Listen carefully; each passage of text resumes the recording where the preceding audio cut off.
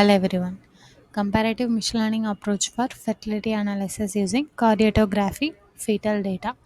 Okay, இந்த concept வந்து பார்த்தீங்கன்னா நம்ம ஃபீட்டலோட டேட்டா வந்து வச்சு அது வந்து நார்மலாக இருக்கா இல்லை சஸ்பெக்டாக இருக்கா இல்லை பேத்தாலஜிக்கலாக இருக்கான்றதை ஐடென்டிஃபை பண்ண போகிறோம்.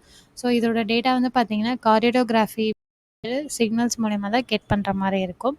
ஸோ ஆல்ரெடி எக்ஸிஸ்டிங் அப்படின்னு பார்க்கும்போது மிஷின் லேர்னிங் மெத்தடில் மட்டும் பண்ணியிருக்காங்க, பட் அது பெட்டராக இல்லை.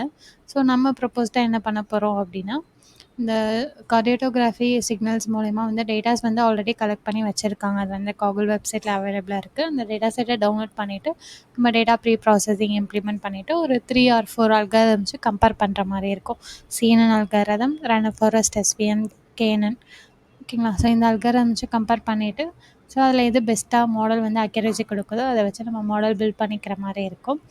ஸோ நெக்ஸ்ட்டு ஒரு வெப்பேஜ் மாதிரி க்ரியேட் பண்ணிவிட்டு அதில் வந்து இந்த மாடலாக இன்டெகிரேட் பண்ணிவிடுவோம். ஸோ அதில் நம்ம வேல்யூஸ் மட்டும் கொடுத்தோன்னா அந்த கார்டியோகிராஃபி சிக்னல்ஸ் மூலிமா வர வேல்யூஸ் மட்டும் இன்புட்டாக கொடுத்தோம் அப்படின்னா ஸோ அது நார்மலாக இருக்கா, சஸ்பெக்டாக இருக்கா, இல்லை வந்து பேத்தாலஜிக்கலாக இருக்கான்றதை நம்ம டிடெக்ட் பண்ணுற மாதிரி இருக்கும். சப்போஸ் சஸ்பெக்டாக இருக்குது இல்லை வந்து பேத்தாலஜிக்கலாக இருக்குது அப்படின்னா நம்ம ப்ரீவியஸாக இதுக்கு முன்னாடி எந்த ஃபீட்டலுக்கு இந்த மாதிரி டேட்டாஸ் வந்திருக்குன்றதை அனலைஸ் பண்ணிவிட்டு பர்ஃபார்மன்ஸை வந்துட்டு ஃபைண்ட் அவுட் பண்ணி காட்டுற மாதிரி இருக்கும். இதான் நம்ம பண்ண போகிற ப்ரொப்போஸ் சிஸ்டம். தேங்க்யூ.